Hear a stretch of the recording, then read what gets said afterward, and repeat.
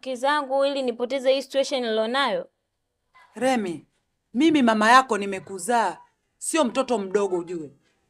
Na kujua vilivyo.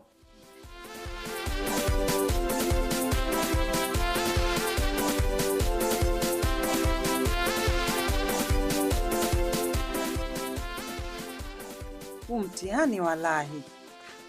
Yaani mtoto anakilanga huyu.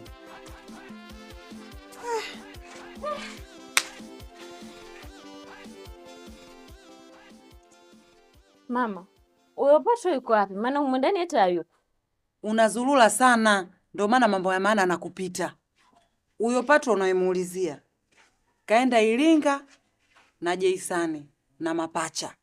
Jeisani kafiwa na mama yake. Da, maskini Jeisani. Mungu ampe tu nguvu katika hichi kipindi kigumu.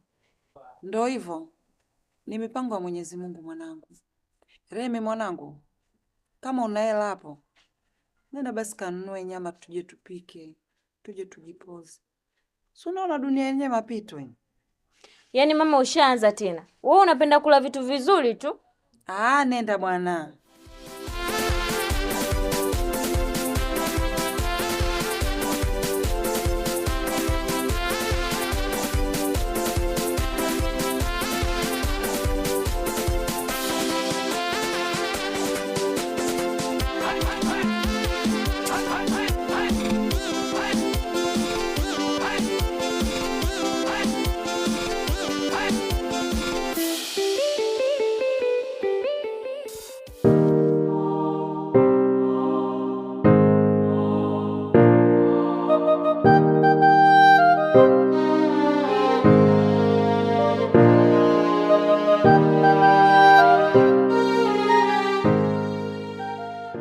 Karobo, wewe kwa jigani unapenda sana kunikwamisha mimi mambo yangu.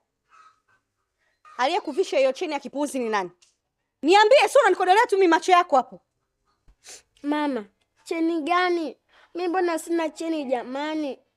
Mama, miguu inaniuma.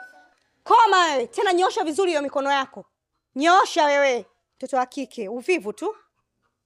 Kwa hiyo, ina maana hutaki kumtaja alokuvisha umkufu, si ndio?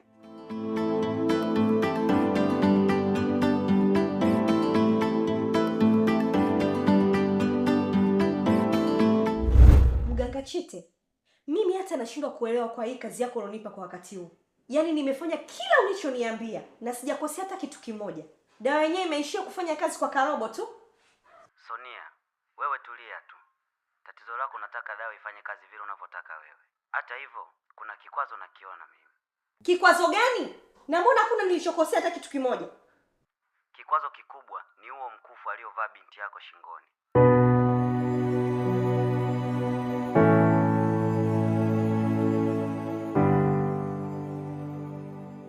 Mganga, asa mbona ni mkufu wa kawaida tu? Kawaida kwako Sonia, lakini mimi ndio ninaona. Sasa sikia, hakikisha unamvua huo mkufu. Na kesho asubuhi nitakuja kuuchukua ili kukamilisha kazi yetu. Sawa.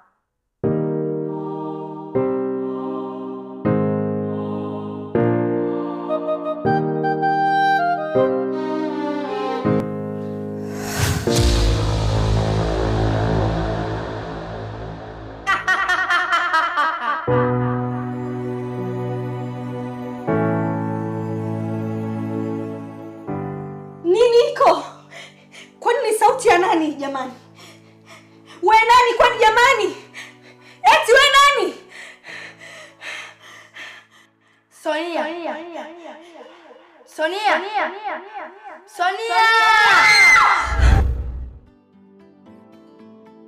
Mama, mkufu gani ambao unauongelea? Mbona shingo yangu haina kitu?